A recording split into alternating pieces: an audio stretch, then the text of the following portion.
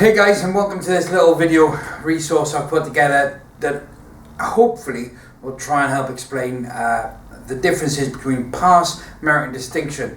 Now this is a method I use to explain it to my students who are of further education, and hopefully it might be of use to yourselves and other students as well. It's going to require me drawing on the board. However, it's easier if I draw on this because I'm not a proper teacher, people. I can't use whiteboards and blackboards and stuff, so I'm going to do what I do best, which is drawing on a small board in front of me. But hopefully, if I've got this right, then we should have information. Voila. I'll make it a bit bigger for you as well because I'm nice like that. So look at this. Live teaching. So all I'm doing is I'm using OneNote, guys, in case any of you are interested, and I'm using a Surface Pro, and I've got the same notebook open there to help me. So first off, how do I define the difference between pass, merit and distinction?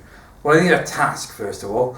I need a task that is going to be judged as a pass, or merit, distinction.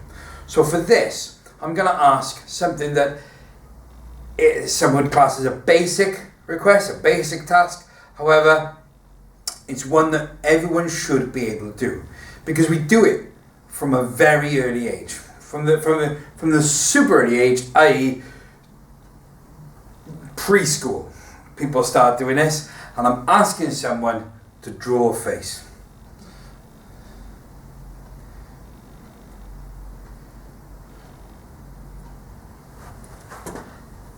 Voila. Asked you to draw a face, and then that face, pass. That's a face. That looks like a face to me. So that would be a pass. I've asked you to draw a face. There is a face. Happy days. However, how would I expand on that? What am I looking for when I go for a merit? What would be a merit face? Well, as a merit face, I would be expecting A, to have my pass already, but also B, develop it. Develop that answer. Add the detail to it. So, a nice easy option would be, let's say, I'm gonna make this lad. So what would define him? We would say that this guy's probably got, orangey hair. Gingery hair, golden brown, strawberry blonde, whatever you want to call it. I couldn't find a brown, so I'm using orange. But there we go. It's got gingery hair. And it's curly as well. Oh, look at that. Curly, curly, curly hair. Now, hopefully, you should be able to see that on the screen. There we are. Gingery hair. Let's do it all the way down. So, gingery hair. Yeah, and he might have a bit of stubble as well. No, that just looks like he's got spots. We'll undo them. Ha! Crazy. So, we got gingery hair. Also, I want to make sure that he's got littleish ears, so they're not evil either. Come on, we can make that better. So let's do littleish ears. I'm no artist. I'm not a drawer. I am just me, Ashley the Bear, trying to sort this out for you. So, what else details we can add? Well, we can add more details. So, for instance, he's quite a mischievous child. There we are. His pupils aren't right, so that would indicate some sort of brain damage, I'm sure. But let's do that. So we've got those eyes, but because for whatever reason he's got some and he just looks weird and angry. He's got blue eyes, like so. He's starting to look a bit menacing. So let's make sure he looks a bit happier. Yay! There we are. Get the eyebrows in there, make him look a little bit happier. And the freckles. Way. Again, looks like spots. That's too big. So I don't know what you're thinking. This isn't Bob Ross. I don't need a lesson how to make things, how to draw people. Yeah, so look at my drawing now. This is it. No, that's what we're looking for. We're looking for more detail. More detail. So let's go. Get the back black. So now, here we are. It's got quite a straight nose. Don't need that bit coming off there. It's quite a straight nose, aquilineal.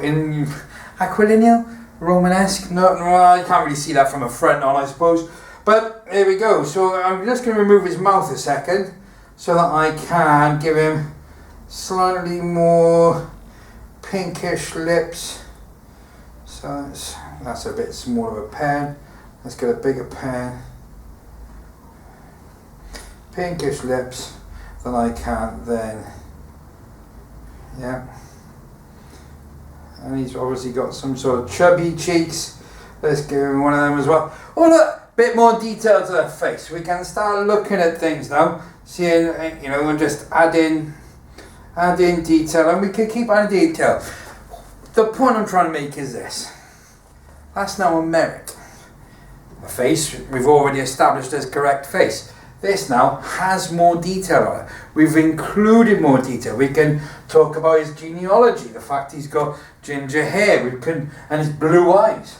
He's got nice cherry lips. Does that give health indications that he's got good capillary action within the blood system?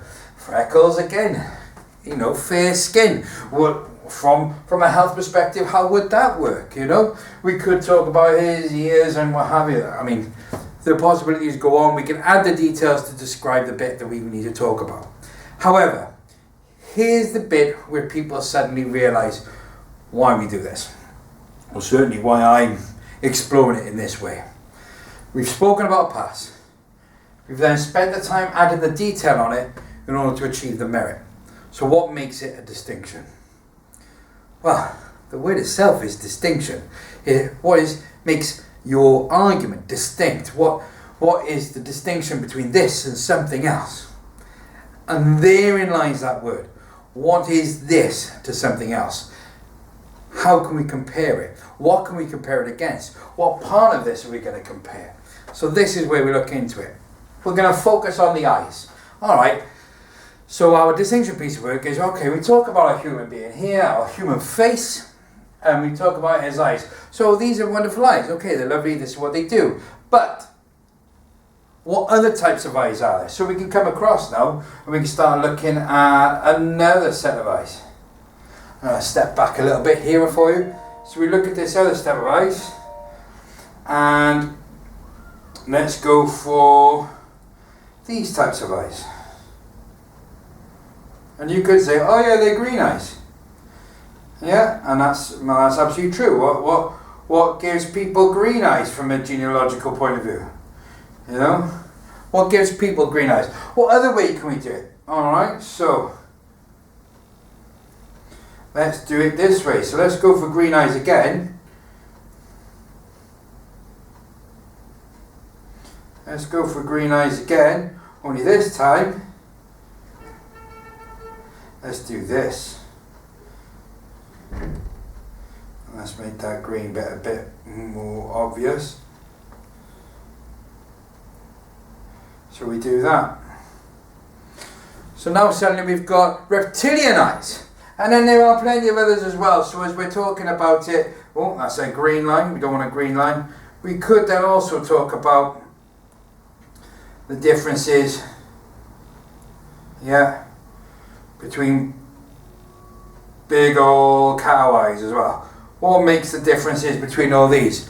And therefore we're making a distinction between these sets of eyes and this set of eyes, and therefore having that comparison, therefore giving us that distinction level piece of work where we're comparing and contrasting about our main subject and how it differs, what the benefits are, weaknesses, strengths, all those type of bits and pieces. Guys, I hope this helps. It certainly helps my guys understand what we're talking about when we're talking about past merit distinction. Basically say, remember the face now to my students from the beginning of the year, and they're able to take that forward and understand what I mean. So when I'm saying you haven't quite got the distinction piece of work, they're like, what do you mean? I said, well, you're just adding more detail. I can sit here all day and keep adding detail to that face and give it more and more character, give it some wrinkles maybe, some stubble. I could keep adding to it. I can age the face, but all I'm doing is adding and changing the detail in the face. In order for that distinction, that high level learning, I need to compare it. Are there other people with ginger hair that I could compare it to? Could I bring in images of other ginger actors, ginger singers, famous people for him to compare that to? So I hope this helps. I hope this makes sense to you guys. This is my way that I found useful for describing the difference between pass, merit and distinction. Thank you for listening.